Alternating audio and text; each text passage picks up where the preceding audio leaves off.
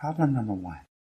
How much heat is needed to warm 252 grams of water from 22.0 degrees Celsius to 86.4 degrees Celsius? The specific heat of water is 4.184 joule per gram per Kelvin. As we always do, the first step is to summarize the most important information. The most important information includes numbers with units, what we are looking for, and balanced chemical equations if there are chemical reactions in the problem. To get the correct answer of a heat calculation problem, I recommend you to use a 2-column worksheet to summarize the information.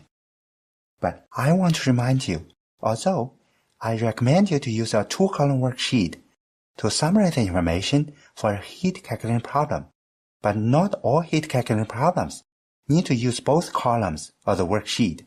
For some simple calculation problems, you may only need to use one column of the worksheet, not both.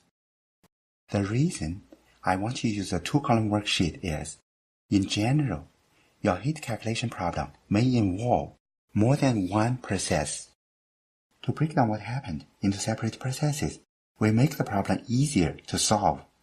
But I want to emphasize the different processes we are talking about here. Actually, they occur at the same time when you perform the experiments. In other words, when we break down what happened into separate processes, it only occurs in our mind. It does not occur in the experiment.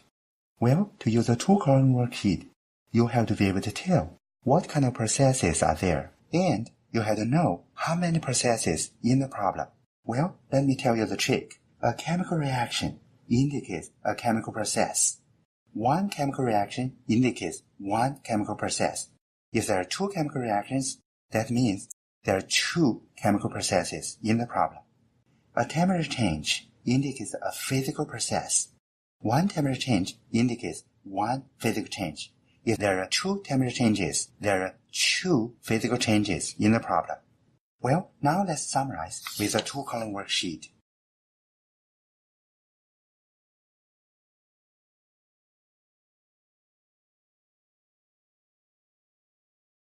To get the correct answer of a heat calculation problem, I strongly recommend you to remember all of these equations.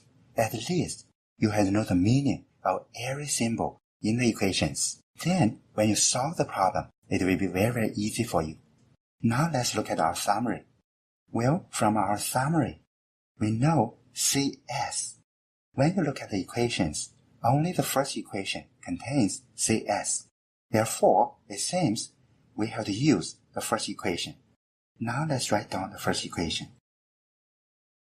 Now we're going to check what parameters we know if we want to use this equation. We already know CS, and we know the mass. We don't know delta T, but we know the initial temperature and the final temperature. Therefore, we can calculate delta T, which is the temperature change. After our calculation, we can plug in the value of delta T into this equation. After we get all the values of CS, M, and delta T, we can calculate Q, which is the heat. Step 1, Step 2. There is one more thing I want to remind you. For the unit of CS, joule per gram per Kelvin, is equal to joule per gram per degree Celsius.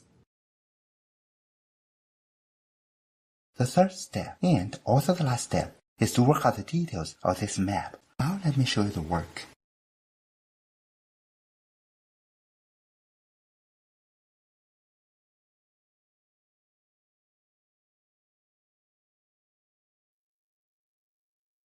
The reason I convert this number into scientific notation is because the answer needs 3 significant figures. Because this number has 3 sig figures, this number has 3 sig figures, this number has 4 sig figures. Therefore, the answer should have the least number of significant figures when you multiply numbers together. The final answer should have 3 significant figures.